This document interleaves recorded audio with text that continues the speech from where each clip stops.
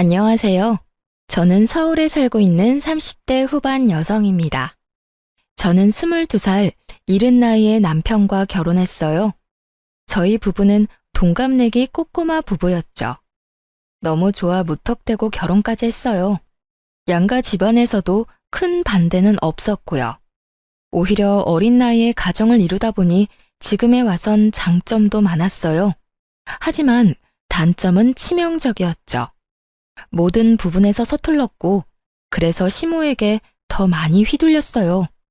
하지만 결혼 자체를 후회하는 건 아니었습니다. 어떤 순간이 와도 남편의 1순위는 저였기 때문입니다. 언제나 믿음을 주는 든든한 남편이 있었기에 오늘의 단단한 제가 존재한다고 생각해요.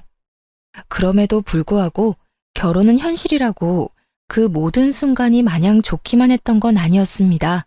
시모는 좀처럼 친해지기 어려운 분이었어요. 엄마와 딸처럼은 못 지내더라도 시모랑 한 가족이 됐으니 최대한 잘 지내고 싶었어요.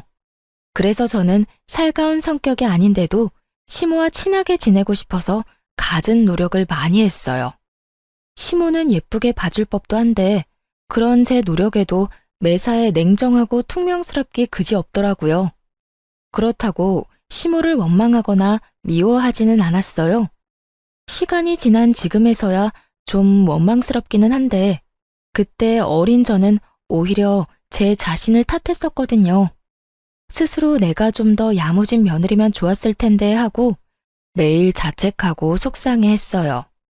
시집와서 시모한테 가장 많이 들은 말은 너는 어려서 뭘 모른다는 라는 말이었어요.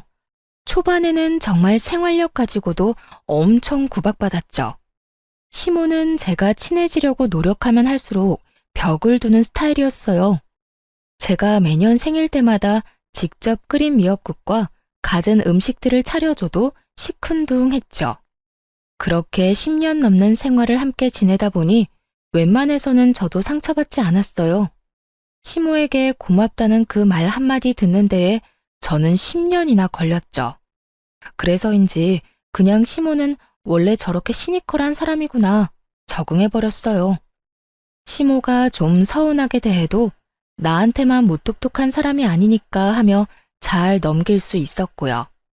시모는 남편에게도 고맙다거나 사랑한다는 말을 잘 하지 않는 사람이었거든요. 그래서인지 몰라도 남편과 저는 서로에게 사소한 거라도 표현을 더 잘했던 것 같아요.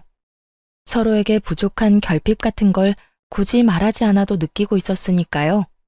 무엇보다 남편이 시모를 언제나 가족처럼 챙겨줘서 고맙다고 말해줄 때면 저에겐 그게 너무나 큰 힘이 됐죠. 이제 40대를 바라보는 저도 이젠 살림왕이 됐고 시모도 예전처럼 저를 혼내거나 윽박지르진 않았어요. 어쩌면 어릴 때는 어린 마음에 시모에게 무조건 잘 보이고 싶었고 예쁨 받고 싶어서 노력하는 바람에 더 못 친해졌는지도 몰라요. 나이 들수록 좋은 모습만 보이려고 애쓰지 않고 오히려 가식 없이 자연스럽게 지냈죠. 제 주변만 둘러봐도 시댁이랑 안 싸우면 다행이었지 시모랑 엄청 살갑게 지내는 사람들은 몇 없더라고요. 그래서 저는 이 정도면 그 흔한 고부 갈등 없이 평범하게 잘 살고 있구나 싶었어요. 그러다 결혼 10년 만에 저와 시모의 관계에는 큰 변화가 생겼어요. 처음에는 제게 살갑게 대해주기 시작했죠. 그 변화의 계기는 바로 해외여행이었어요. 저희 부부는 사는 게 빠듯해서 신혼여행 이후로 해외여행은 따로 가보지 못했어요. 가까운 국내 여행도 마음먹고 가도 아주 짧게 1박 2일 정도 다녔죠. 그래서 저희는 결혼 10주년 기념으로 해외여행을 계획했어요. 그런데 저는 이왕 떠나는 거 양가 부모님도 함께 모시고 여행 가고 싶더라고요. 그런데 막상 제가 고집했는데 저희 부모님은 일정 맞추기도 어렵고 해외까지 먼 길 떠나고 싶지 않다고 거절하셨어요. 가족여행은 가까운 국내로 가고 싶으시다고 다음을 기약했죠. 의외로 무뚝뚝한 시모가 무조건 같이 가고 싶다고 좋아했고요. 남편은 오히려 말렸어요. 불편한 자리를 굳이 만들고 싶지 않다고 말이죠. 하지만 한 번쯤은 남편과 저를 위해서라도 더 늦기 전에 부모님과 좋은 추억을 남기고 싶었어요. 낯선 타국에서 저와 시모는 정말 모녀처럼 잘 지냈어요. 시모는 여행 내내 평소보다 싱글생글 아주 기분 좋아 보였어요. 저는 여행이 주는 좋은 에너지를 그때 비로소 알게 됐네요. 이상하게도 시모가 엄청 즐거워하니까 저 또한 몇 배로 더 즐겁더라고요. 그래서 자주는 못 떠나더라도 적어도 5년에 한 번은 이런 시간 갖자고 말했어요. 그랬더니 여행 마지막 날 시모가 감동의 눈물을 흘려서 정말 깜짝 놀랐죠. 어머님, 왜 그러세요? 우세요? 아이고, 정말 내가 주책이다. 나도 나이가 들긴 들었나 봐. 참으려 해도 도저히 눈물을 참을 수가 없네. 어머님, 혹시 어디가 불편하신 거예요? 불편하긴. 너무 기분이 좋아서 그런다. 내가 며느리 잘 둬서 이런 호강을 하네. 너 아니었으면 이 늙은이가 어디 이런 바깥 세상 구경이나 했겠니? 지금껏 표현은 잘 못했지만 내가 너한테 정말 고마워. 솔직히 너희끼리 여기 왔어도 상관없었을 건데 너무나 당연하게 나도 함께 여행 가자고 해서 얼마나 기뻤는지 몰라. 며느라, 정말 고맙다. 이 추억은 내가 평생 가슴에 두고두고 간직하마. 시모는 저희 부부랑 떠났던 해외여행이 엄청 인상적이었는지 여기저기에다 제 자랑을 하고 다니는 듯 했어요. 게다가 며느리와 아들과 함께한 동남아 여행이라며 톡 프로필 사진을 저와 찍은 사진으로 도배하셨더라고요. 그리고 저희 어머님 성격상 절대 마음에 없는 소리 할 뿐 아닌데 주변 사람들에게 엄청 제 칭찬을 하고 다닌다는 소식도 들었죠. 그리고 저 역시 저를 보는 시모의 눈빛이 엄청나게 달라졌다는 걸 피부로 많이 느꼈어요. 말투도 너무 사근사근했고 저를 바라보는 눈빛에는 언제나 애정이 뚝뚝 흘렀죠. 하지만 10년 만에 제게 표현했던 시모의 관심과 애정은 얼마 안 가서 차게 식어버렸어요. 얼마나 짧았으면 저는 꿈이라도 꾼 줄 알았다니까요. 집안에 새로운 식구가 들어오고 저는 순식간에 찬밥 신세가 되어버렸죠. 그냥 찬밥이 아니라 차별이라는 단어가 떠오를 정도였다니까요. 그 새로운 식구는 바로 동서였습니다. 시동생은 남편과 나이 터울이 조금 많이 났어요. 그래서 저희가 결혼하고 10년 만에 시동생이 결혼을 했죠. 저는 저처럼 어린 나이에 시집온 동서를 보고 잘 지내고 싶었어요. 처음 시집 왔을 때 저도 동서처럼 저렇게 맑았고 어렸겠지 하고 생각하니까 막 더 챙겨주고 싶고 마음이 많이 쓰이더라고요. 남편과 제가 시동생을 키우다시피 해서 저 또한 시동생이 남동생 같은 느낌이 있었는데 동서 역시나 어려서 제 여동생 같은 느낌이 들었어요. 그리고 어려서부터 도련님은 제 험난한 결혼 생활을 봐왔기에 문득 동서가 시모랑 잘 지낼지 걱정이 좀 됐나 봐요. 그래서 저에게 동서 잘 부탁한다고 엄청 신경 쓰더라고요. 형수님, 이 사람 잘 좀 부탁할게요. 아직 기본적인 살림도 잘할 줄 몰라요. 근데 우리 엄마가 워낙 무섭잖아요. 많이 혼나지 않게 착한 우리 형수님이 잘 가르쳐 주세요. 당연하죠. 어느새 다 커서 꼬마 신랑이 됐네요. 걱정 마요. 내가 가르쳐 줄 수 있는 건 다 가르쳐 줄게요. 동서, 나도 드디어 동서가 생겨서 너무 기뻐요. 우리 앞으로 같이 잘 지내봐요. 그런데 우리 어머님 그렇게 안 무서워요. 가끔 츤데레 같은 면은 있으신데 마음이 엄청 따뜻한 분이거든요. 네? 아, 그렇구나. 근데 어머님 전혀 안 무섭던데? 저한테는 엄청 잘해주셨어요. 되게 예뻐해 주시던데. 어머, 그럼 너무너무 다행이네요. 그래도 혹시 힘든 일 있으면 나한테 꼭 말해요. 말 편하게 해도 되죠? 내가 동서 도울 수 있는 건 언제나 도와줄게. 네, 편하게 하세요. 말씀 감사해요. 동서는 분명 계속 웃고 있었지만 어쩐지 조금 새침해 보였어요. 저는 아직은 낯을 가려서 그런 거라 생각했죠. 솔직히 제가 시모를 아무리 좋아한다 해도 제가 20대 때 겪은 시모는 많이 무서웠기 때문에 당연히 어린 동서가 무척 걱정되긴 했어요. 그런데 동서가 곧바로 제게 시모에게 엄청 예쁨 받는다고 말하니 저는 질투는커녕 너무 다행이라 생각했죠. 비유를 하자면 시모가 약간 이빨 빠진 호랑이처럼 변했구나 싶었어요. 그런데 시동생과 동서랑 대화를 한참 나누고 있는데 시모가 급한 일이라도 있는 듯 제게 달려와서 뜬금없이 날카로운 송곳니를 드러내더라고요. 예, 깜짝이야. 어머님, 무슨 일 있으세요? 너 혹시라도 우리 새아가한테 시집살이 하려거든 당장 꿈 깨라. 네? 어머님, 갑자기 그게 무슨 말씀이세요? 제가요? 내 말은 너 혹시라도 10년 먼저 결혼했다고 우리 집 귀하디 귀한 새 가족한테 이상한 유세 떨지 말란 말이야. 알겠니? 요즘 말로 그 뭐니? 꼰대라는 말이 있지 않니? 혹여나 못 연장자라고 알려준답시고 괜히 나서지 말고 우리 새아기 앞으로 너는 이 시엄마만 믿어라. 알겠지? 농담이라 하기에 시모의 말은 너무 따끔했고 그 표정은 저를 잡아먹을 듯 으르렁거렸어요. 저는 그 상황이 당황스러우면서도 동서 앞이니 민망하더라고요. 시모에게 며느리라 하면 당연히 저도 포함 아닌가요? 그런데 시모는 저는 마치 며느리가 아닌 것처럼 동서에게만 우리 귀한 며느리라 칭하면서 뜬금없이 제게 경고장을 날렸어요. 누가 보면 제가 동서한테 시집살이라도 하는 줄 알겠더군요. 엄마, 뭐 잘못 드셨어요?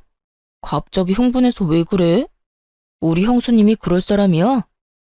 너는 이 녀석아, 네 형수 편 들기 전에 새애기나 잘 챙겨. 다행히 그 상황이 저만 당황스러운 건 아니었나 봐요. 시동생 역시 황당하다는 듯 흥분한 시모를 뜯어말렸죠. 하지만 시모는 아랑곳하지 않고 침을 튀겨가며 제게 말했어요. 어린 동서가 혹시라도 마음고생하지 않게끔 눈치 주지 말고 잘 챙기라고요. 제게 신신당부하는 시모를 보는데 썩 기분이 좋지는 않았어요. 맹세코 동서를 미워하거나 그럴 마음 전혀 없었는데 괜히 시모가 동서 앞에서 이상한 소리 하니까 마음이 확 상했죠. 그런데 동서의 말에 저는 한 번 더 충격을 받았어요. 어머님 짱! 제 편 들어주셔서 감사해요. 저 너무 든든한 거 있죠? 아유, 예뻐라. 어쩜 저렇게 애교가 흘러넘칠까? 색이 너 보면 안 좋았던 기분도 다 좋아져. 분명 그 상황에서 동서가 할 적절한 말이 아니잖아요. 그냥 어려서 그런 거겠지 넘어가기엔 동서의 반응이 너무 이상하고 찝찝했어요. 게다가 동서는 그 상황을 즐기고 있는 듯한 얼굴이었죠. 하지만 갓 결혼한 서방님이 엄마에 이어서 너까지 눈치 없이 굴지 말라며 새색시인 동서를 혼내는 바람에 저도 따로 말은 덧붙이지 않았네요. 대신 어머님께는 참지 않고 말했어요. 아, 그러니까 어머님 말씀은 어머님이 저한테 그러셨던 것처럼 하지 말라는 거죠? 뭐? 걱정 마세요. 저는 워낙 누구한테 미운 말은 못하는 성격이라서요.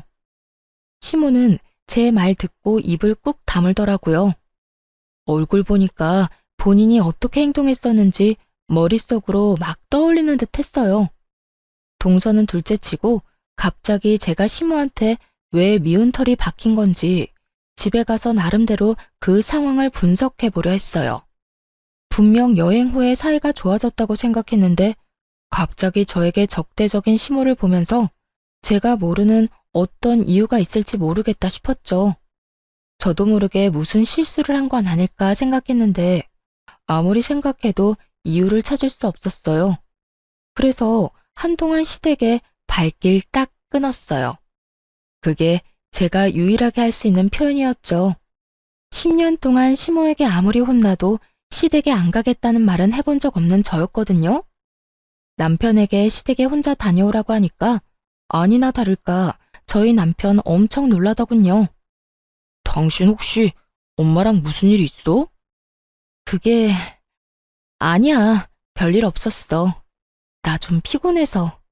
오늘은 그냥 당신 혼자 어머님 댁 다녀올래? 그래, 푹 쉬고 있어.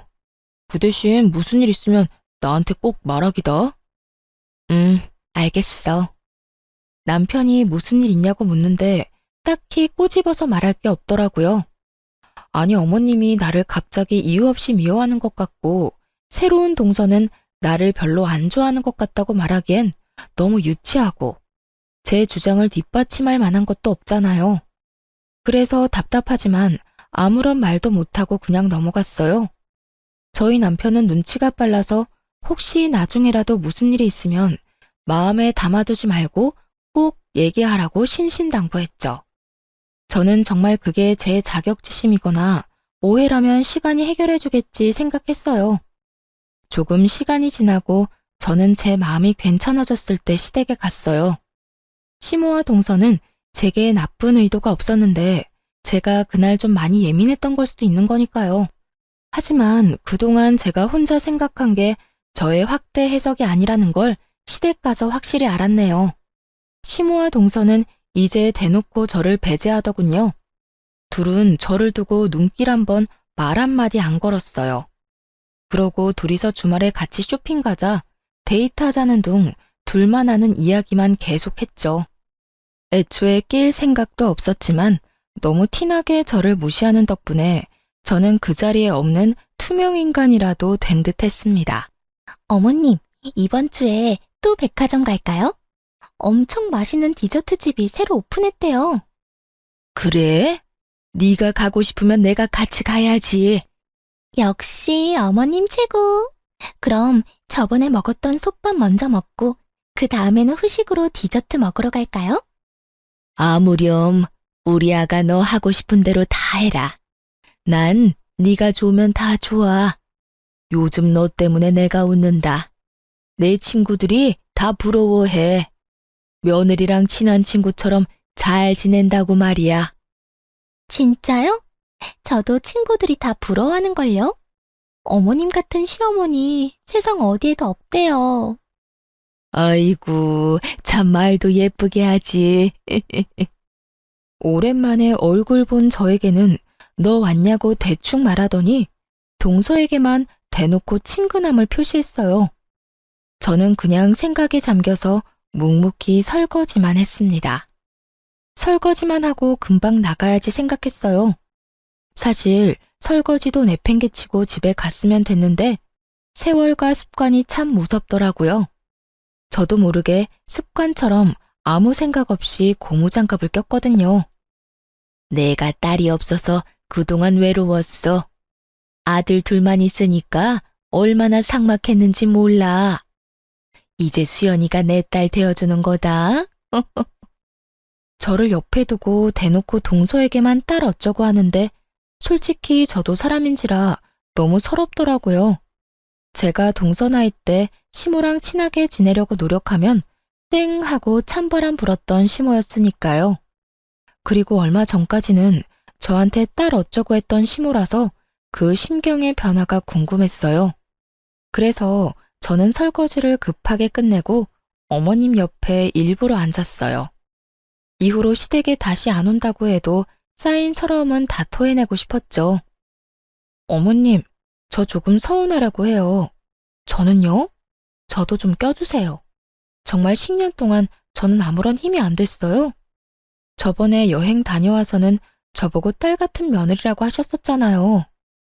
시모에게 대놓고 서운한 마음을 내비쳤는데 시모가 말로 제 가슴에 비수를 꽂더라고요. 어머, 너는 갑자기 징그럽게 왜 붓고 그러냐? 나이 어린 동서 앞에서 창피함도 모르고. 에이그, 저리 좀 가라. 왜 옆에 앉아서는? 그리고 그건 여행 가서 잠시 기분 좋아서 그랬던 거지. 시모는 기겁하며 저를 온몸으로 피했어요. 여행 보내줘서 고맙다고 평생 가슴에 간직하겠다며 울었던 사람은 도대체 어디 갔는지 모르겠더라고요. 저는 이제 더 이상의 노력은 하지 않아야겠다 생각했어요. 잘 지내보려는 내 노력들 다 부질없는 거였구나 싶었고요. 항상 나만 진심이었구나. 아주 머리를 세게 맞은 듯 얼얼한데 그때 구박받는 저를 보고 동서가 푹 하고 웃음이 터지는 게 아니겠어요? 그 순간 동서가 어찌나 얄미웠는지 몰라요. 열받아서 한마디 하려는데 급하게 동서 데리고 자리를 뜨는 시모 때문에 뭐라 말도 못했어요. 그래서 저는 되도록 이런저런 핑계를 대며 만날 기회를 피했어요. 신경 끄고 안 보는 게 최선이라고 생각했거든요. 그냥 저희 남편 한 사람만 바라보면서 둘이 오붓하게 잘 살기로 마음먹었어요. 그런데 시모는 그런 제 마음을 아는지 모르는지 어쩌다 한 번씩 만나는데도 그때마다 제 마음에 어떻게든 생채기를 내려고 작정한 사람 같았어요. 굳이 저와 동서를 비교하면서 저를 깎아내리려 했거든요. 시모가 좀 냉정하고 까칠했어도 그렇게까지 모질게 구는 사람은 아니었는데 나이 들어서 노망이라도 든 건지 도대체 왜 저러나 싶었죠.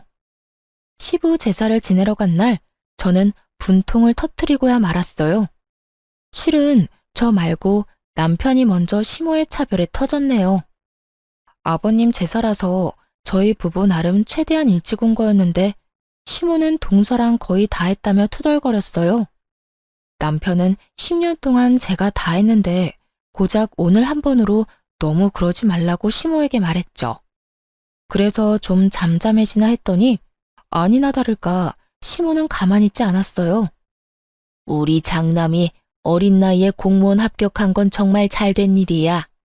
하지만 아무것도 모르는 어린 나이에 조건도 안 보고 아무나 하고 일찍 결혼하는 바람에 우리 집이 좀 기우는 느낌이 들었었지. 그런데 이제 새애기라도 우리 집 균형을 맞춰줘서 다행이야.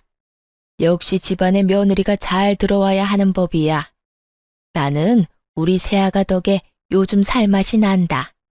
결혼할 때도 누구는 텅텅 빈손으로 아무것도 안 해왔지만 우리 아가는 명품 가방부터 시작해서 바리바리 싸들고 왔었지.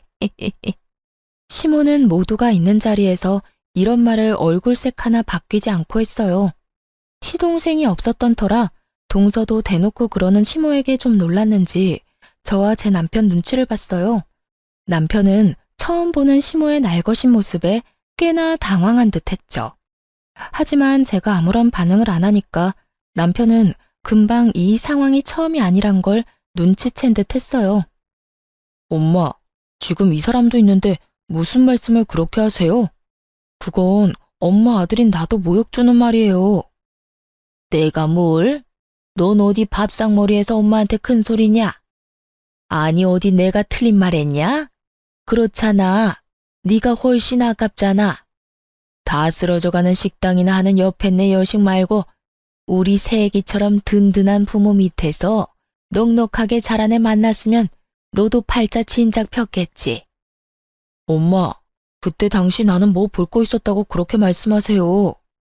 나 우리 집 어린 가장에 뭐 볼 거 있었다고요. 이 사람은 평범하기라도 했지만 나는 평범한 수준도 아니었어요. 보잘것없는 집안의 가장에 불과했었다고요.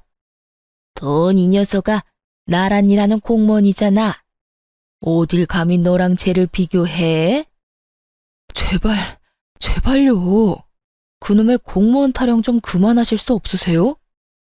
남편은 아내인 제 편을 드는 것도 있었지만요.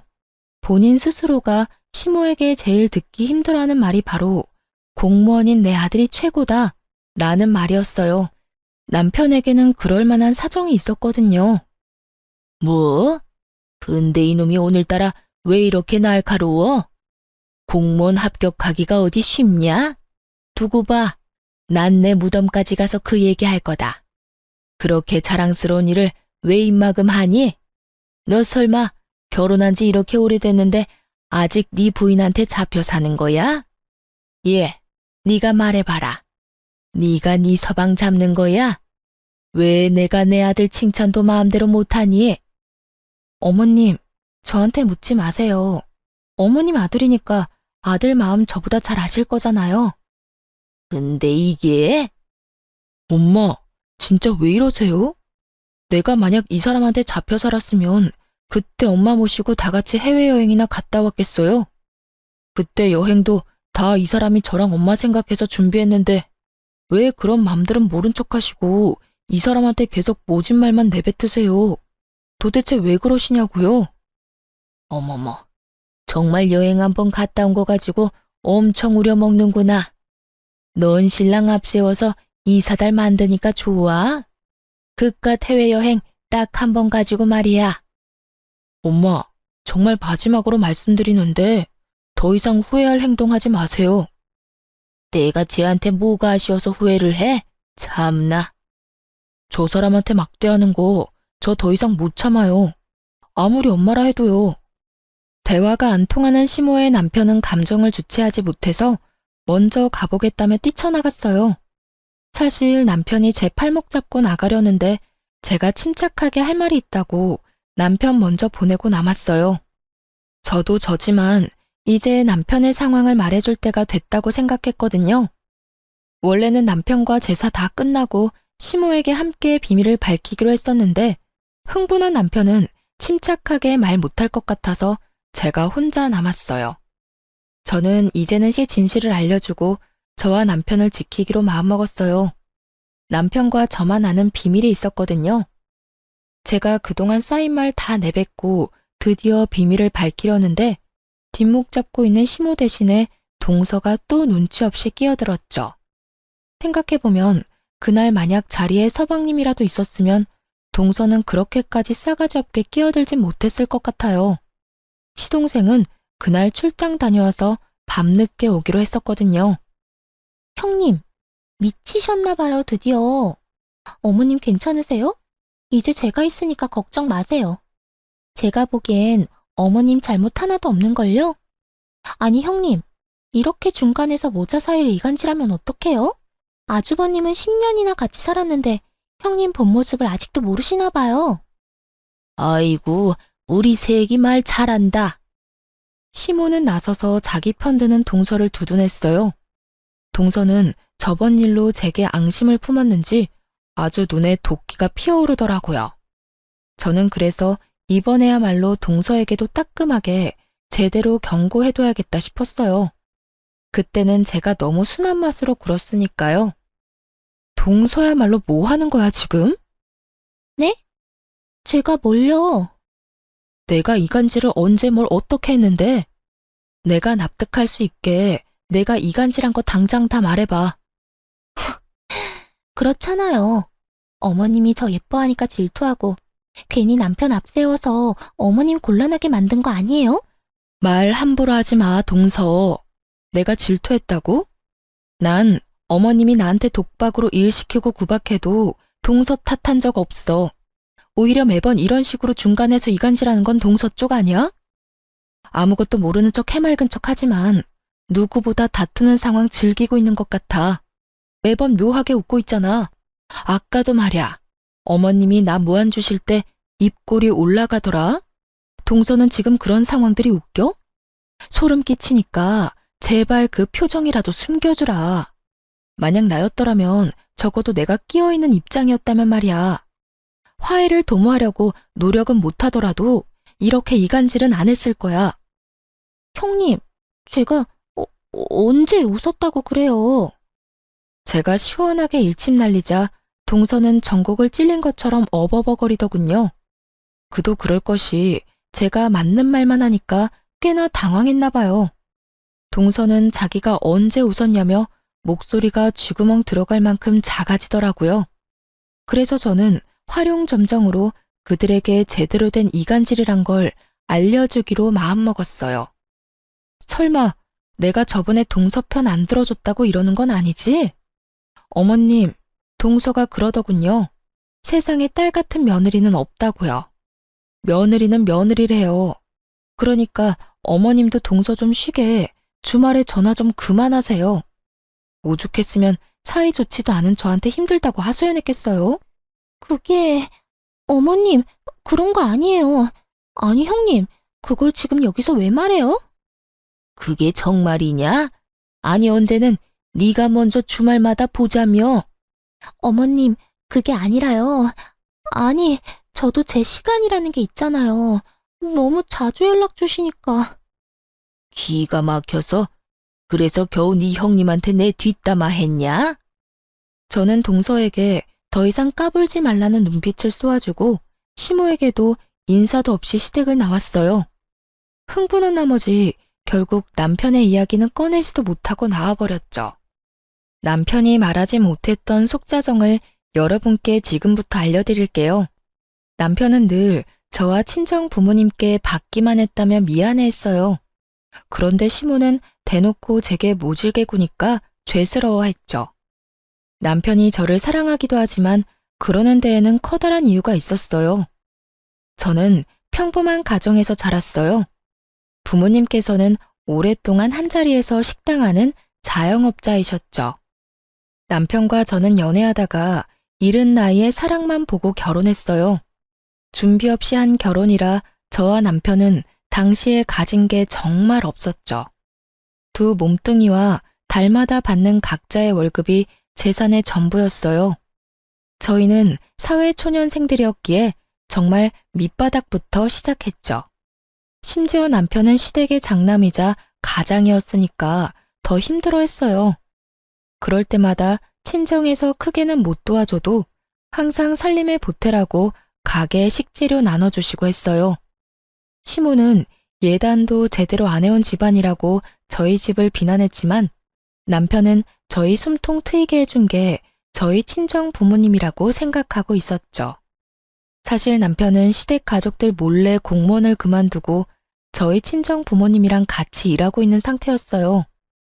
남편 성격에 자기는 친정에 도움받고 있는데 시모는 저를 이유 없이 구박만 하니까 아마 속이 아주 터졌을 거예요. 몇 해 전부터 공무원인 남편의 무기력증은 심해졌어요. 오랫동안 우울감을 토로해서 제가 먼저 일 그만두라 했죠. 공무원 그만두면 당장 뭐 먹고 사냐며 불안해하는 남편에게 저는 애가 없으니 둘이서 어떻게든 먹고 살지 않겠냐며 괜찮다 다독였어요. 남편이 공무원으로 일할 때 정신과도 여러 곳 다녀봤지만 계속 괴로워했었거든요. 그도 그럴 것이 남편의 직장에 계속해서 마찰하는 상사가 있는 듯 했어요. 남편은 선택권 없이 고등학교 졸업하자마자 대학 대신 공무원 시험을 택했어요. 갑자기 시부가 돌아가시고 어린 동생과 엄마를 책임져야 했으니까요. 늘 어깨가 무거웠던 남편은 어린 나이에 공무원 시험 합격해서 지금까지 군말 없이 일했어요. 그래서 얼마나 스트레스가 많았을지 저로서는 가늠도 안 갔죠. 그런 남편의 사정을 알았기에 저는 혹여나 남편을 잃을 수도 있겠다 겁도 났던 것 같아요. 그래서 자신 있게 공무원 그만두라고 했어요. 결혼하고 남편 호봉 충분히 올랐을 때 저는 회사를 그만둬서 전업주부였지만 10주년 가족 여행도 남편을 위해 비용을 제가 다 낸 거였어요. 주부인 제가 그 큰 돈이 어디서 났는지 궁금하시죠? 바로 부모님 김치 공장에서 일을 하면서 벌었어요. 친정 부모님은 남편만 괜찮으면 같이 일하자고 제안하셨죠. 저희 부부는 친정 부모님 덕에 위기를 기회로 바꿀 수 있었습니다. 부모님 평범하게 식당 한다고 했는데 갑자기 웬 김치 공장인지 궁금하시죠? 사실 부모님 식당 단골 손님 중에 엄마 김치 맛에 빠진 사람이 있었거든요. 정말 수년 동안 엄마께 제발 식당 접고 김치 사업 좀 같이 하자고 설득했대요. 엄마는 처음에는 사기꾼인 줄 알아서 듣는 둥 마는 둥 하셨어요. 자기 김치보다 맛있는 집이 널렸는데 어디서 사기치려고 매번 저러는지 모르겠다고 경계하신 거죠. 그러다 코로나 시기를 겪으면서 식당은 좀처럼 회복되지 않았어요. 발길이 끊긴 단골들이 많았는데 변함없이 찾아오는 단골 중 한 명이 그 투자자였어요. 결국 부모님은 그 사람을 믿어보기로 하셨고 김치 사업 열어서 1년 만에 대박이 난 거죠. 시모는 장남이 공무원이라는 사실에 무척 심취해 있는 사람이었고 만에 하나라도 그만두면 큰일 날 것처럼 굴었어요. 그래서 저희는 좀 자리 잡을 때까지 남편 퇴직한 거 비밀로 하기로 했어요. 시모 모르게 친정 부모님이랑 같이 일한 지 벌써 1년이 다 되어 갔죠. 그래서 전보다 여유로워진 저희는 시모가 살고 있는 전셋집도 차차 사들이자고 했었어요. 그런데 시모가 하는 행동 보니 저는 단 한 푼도 주기 싫었고 아무것도 해주기 싫었죠. 남편 역시 제사 이후에 저와 같은 입장이었어요. 동서는 대학 졸업 후 평범한 취업 준비생이었는데 시동생을 만나 결혼부터 하게 된 케이스예요. 취준생이라 모아둔 돈은 없어도 동서의 집이 잘 사는 집이었는지 결혼 예단을 무척 잘해왔나 봐요. 시모가 갑자기 제게 그러는 이유를 남편이 추측했는데 아마 동서의 집안에 홀려 시모가 동서를 엄청 예뻐하고 저와 차별하는 듯 했죠. 그래서 저는 물론이고 남편 역시 시댁에 가기를 거부했어요. 시모의 차별에 저보다 더 분노하는 남편이었거든요. 엄마가 어떻게 그래? 그동안 당신이 어떻게 했는데? 미안해, 여보.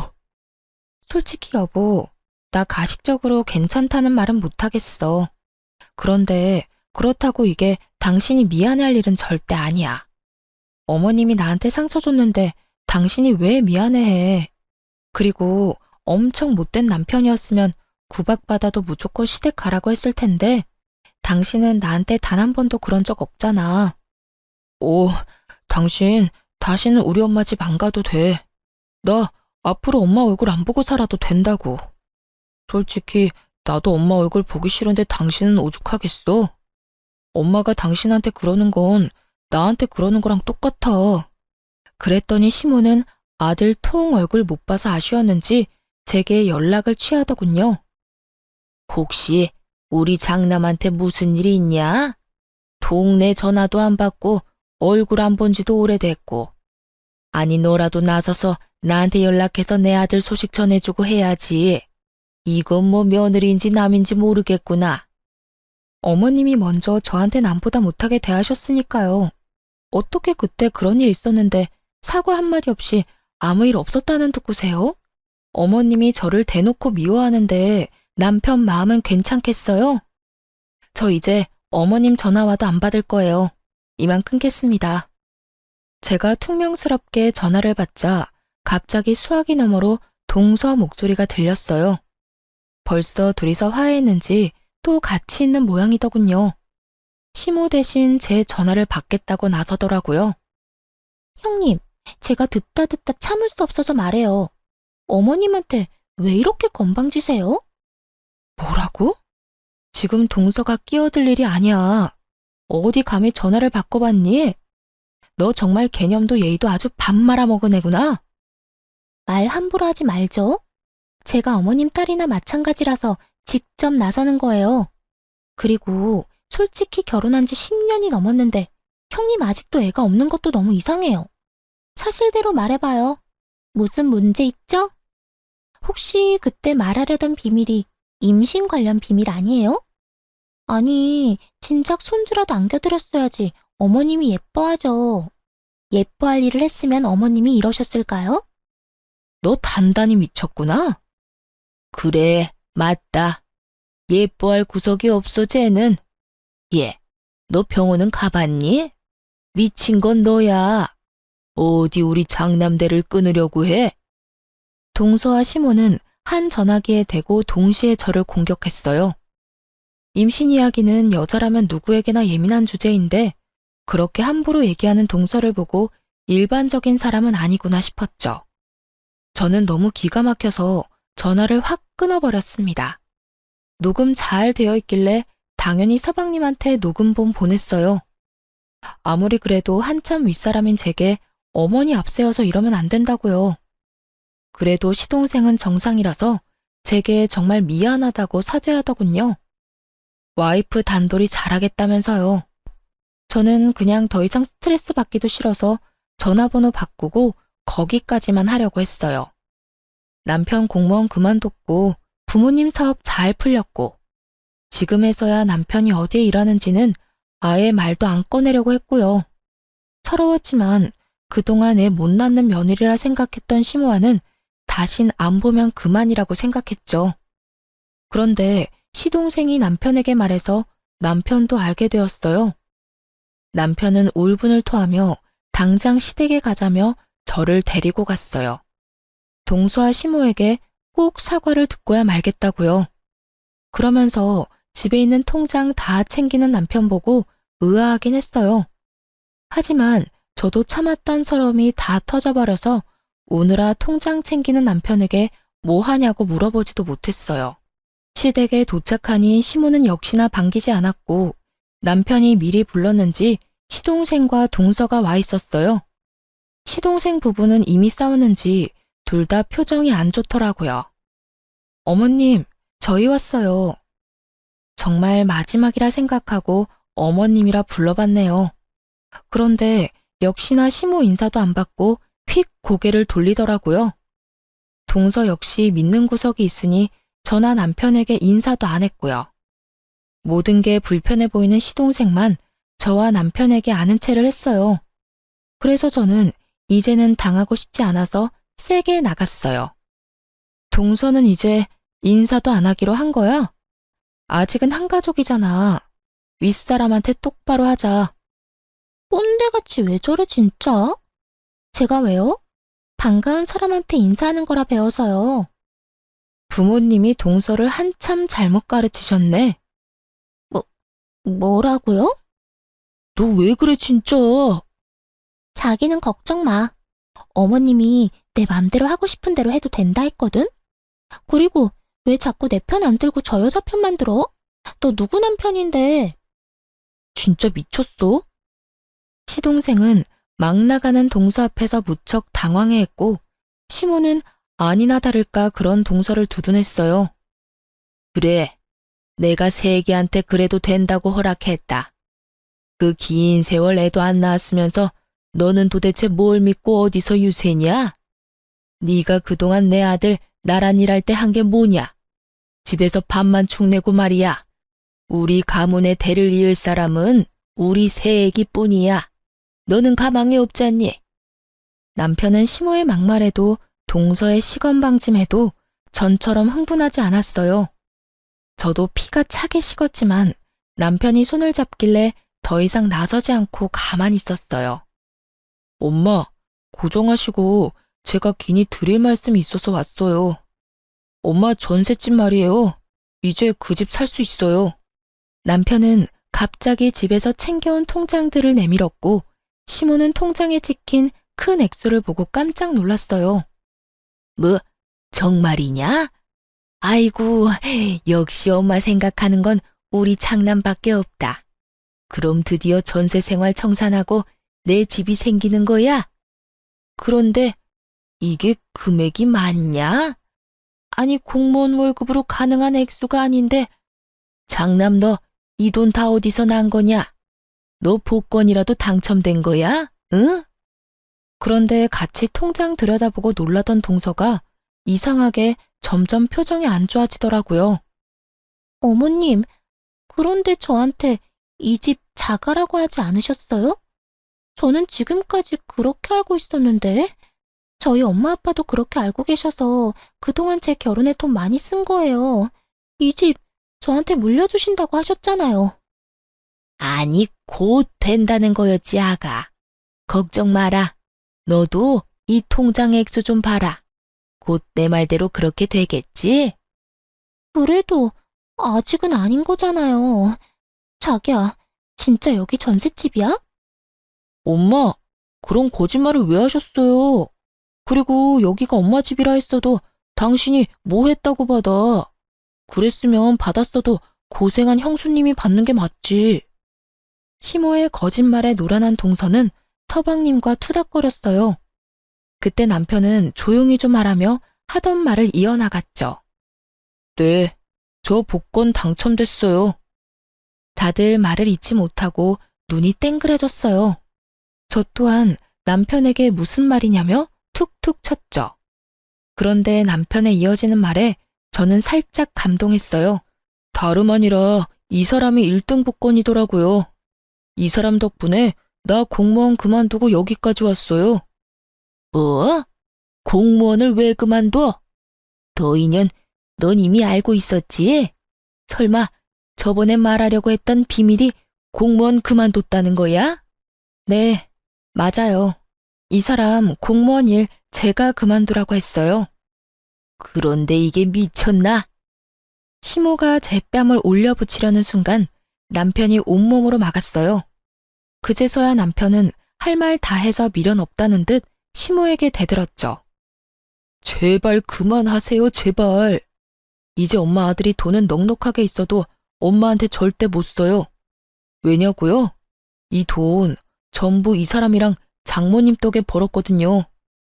뭐야, 겨우 조그만 식당 하는 사돈이 너한테 어떻게 그 많은 돈을 벌게 해줘?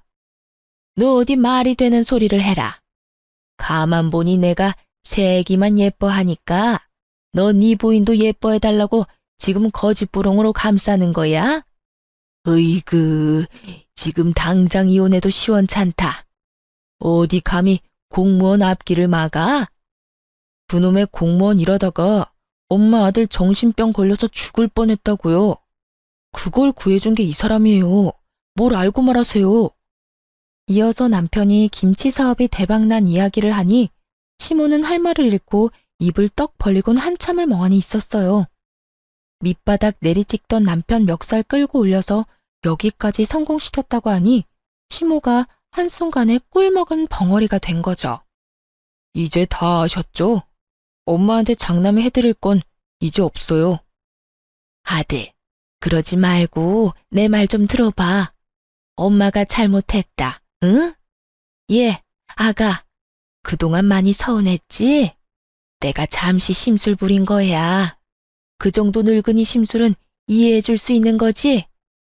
냉담한 저와 남편의 반응에 시모는 말 그대로 정말 땅을 치면서 후회했어요.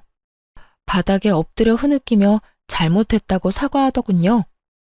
하지만 그런 모습에도 남편은 흔들리지 않았어요. 지금까지 하신 것도 충분히 용서 못하지만요, 엄마. 아이 얘기까지 꺼내서 공격하는 거 너무 비겁했잖아요. 그동안 우리가 애 못 낳는 이유가 뭔지는 아세요? 다 나 때문이라고요. 사실 남편은 한 아이의 아빠가 되는 것도 많이 두려워했었습니다. 시부 일찍 돌아가시고 한 가정의 가장이었기에 남편은 항상 사람 일 어떻게 될지도 모른다고 생각했었어요. 또 공무원 일하는 자신이 많이 불안정하게 느껴지니 아이 만들기를 거부했죠. 그래서 지금까지 아이를 안 낳았어요. 저는 낳고 싶었지만 남편이 원하지 않으면 딩크족으로 아이 없이 남편과 둘이 사는 것도 나쁘지 않다고 생각했거든요. 그런데 시모는 아무것도 모르고 애 못 낳는 며느리라고 저를 모함하니 남편이 미치고 팔짝 뛸 노릇이었던 겁니다. 시모는 악어의 눈물 조금 흘리다가 자기가 원하는 대로 상황이 흘러가질 않자 정신 못 차리고 이렇게 말했어요. 그깟 김치 사업 돈맛 조금 봤다고 뭐가 달라지냐? 못된 네가 내 아들 꼬셔서 지금 이 사달 만든 거지? 저는 어머님이 진심 어린 사과하면 시간이 많이 흐르고 난 뒤에 저희 관계도 조금이나마 괜찮아질 거라 희망을 가졌어요. 그런데 여전히 제 탓을 하시네요. 그동안 제가 어머님께 잘해드린 시간이 너무 아까워요. 저희 그래도 10년이면 가족 아니었어요? 저는 오늘 남편이 어머님 편 들었으면 남편이랑도 이혼했을 거예요. 그 정도로 어머님이 제게 너무했다고요. 그런데 남편이 제 편이라서 얼마나 다행인지 모르겠네요. 그리고 너 동서라고 부르기도 싫다. 새파랗게 어린 게 어디서 분탕질이니? 너 백수잖아. 언제까지 네 부모님이 도와주시겠어? 뭐 하시는 분들인지는 모르겠다만 앞으로 똑바로 살아. 아님 너도 10년 후에 나처럼 시댁에서 팽당하고 내꼴난다. 뭐라고요? 난 당신처럼 멍청하게 안 당해. 야, 아까부터 내 와이프한테 함부로 말하지 마. 내 동생 부인이라서 내가 겨우 참은 거야. 너 정말 사람 보는 눈 없다. 어떻게 저런 천박한 여자랑 결혼한 거야? 형, 내가 미안해. 형수님, 제가 대신 죄송합니다. 동서는 시동생한테 가만히 있을 거냐고 사과를 왜 하냐며 소리를 고래고래 질렀어요. 내가 살면서 형 도움 얼마나 받았는지 다 아는 네가 이러면 안 되지. 당장 우리 형수님한테 사과드려. 너 이런 애인 줄 알았으면 나 너랑 결혼 안 했어. 왜 이렇게 독해? 우리 엄마한테 배운 거야? 자기 정말로 미쳤어? 내가 사과를 왜 해? 가만히 있지 말고 어머님이 말해봐요. 저 어머님만 믿었다가 이렇게 바보 됐잖아요. 그리고 왜 거짓말했어요? 집 자가라며. 이제는 장남한테 팽당해서 집도 못 사겠네요. 저한테 뭐 다른 거 주실 건 있으세요? 네? 아니, 근데 너는 왜 이렇게 끼어들 자리 구분을 못하니? 언제는 다 내 맘대로 하라면서요. 동서는 차가운 시동생의 반응에 울컥했는지 시모에게 달려들어서 왜 거짓말했냐며 따져 물었어요. 그런 동서를 보고 시동생은 안 되겠다 싶었는지 거칠게 끌고 시댁을 나섰어요. 시모는 나가는 순간까지 발악하는 동서를 보고 어디 저 싹수노란 게 버릇없이 날뛴다며 욕을 퍼부었어요. 그러면서 다시 은근슬쩍 저희 부부에게 기대려 했죠. 하지만 저희는 냉담하게 끊어내고 시댁을 나섰습니다. 남편은 끝낼 때 똑바로 끝내야 한다며 시모의 전셋집, 이번 전세 계약이 끝나면 알아서 살 집 구하시라고 선언했죠. 아니, 갑자기 그게 무슨 소리야? 집도 안 사주고 전셋집 계약도 안 해주면 난 어디서 살라는 거야? 그동안 편히 사셨잖아요. 저는 아들돌이 다 했어요. 복지센터 가서 수급자 집 알아보시던가요. 그렇게 못해. 내가 왜? 그 전셋집 이 사람이랑 저 없는 돈 모아서 같이 구해드린 거예요. 좀 더 나은 환경에서 지내셨으면서 무리해서 구해드린 거라고요. 이 사람 마지막으로 퇴직할 때 퇴직금 보탠 건데 온갖 미움받고 구박받은 시어머니한테 그걸 줄 순 없잖아요. 뭐라고? 아이고, 난 그런 줄도 모르고. 아가, 미안하다. 정말 미안해. 시모가 제 바짓가랑이 잡는데 하나도 불쌍하지 않았어요. 그동안 이런 사람한테 진심으로 대했던 제 자신이 더 불쌍하게 느껴졌죠. 남편은 공무원 일보다 저희 부모님과 하는 김치 공장 일이 적성에 맞는지 요즘 아주 날아다녀요. 저희 엄마 김치 공장에는 아빠가 사장으로 계시고 저희 남편이 부사장으로 있어요.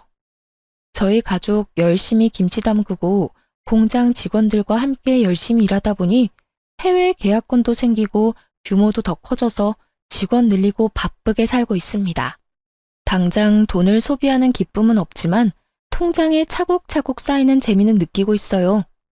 시동생은 그 후로 동서와 바로 이혼해버리더라고요.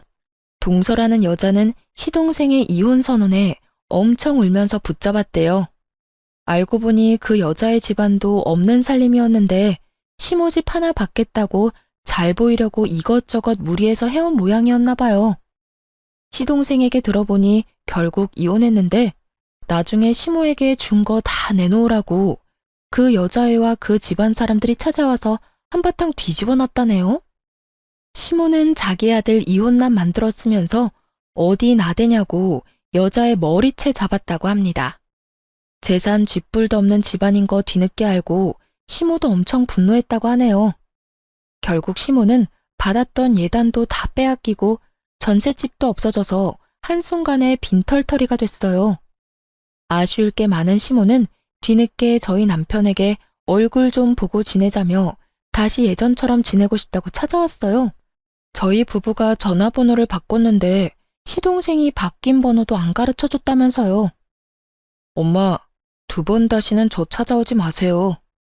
제가 후회할 일 만들지 말라고 했잖아요. 몇 번이나 그만하라고 애원할 때는 안 들으시더니 저까지 이혼남 만들고 싶으면 이렇게 또 찾아오시고요. 오늘 이후로 엄마 얼굴 보이는 순간 저 공장이고 결혼 생활이고 다 포기하고 이 사람이랑 이혼 후에 엄마한테 갈 거니까 그렇게 하세요.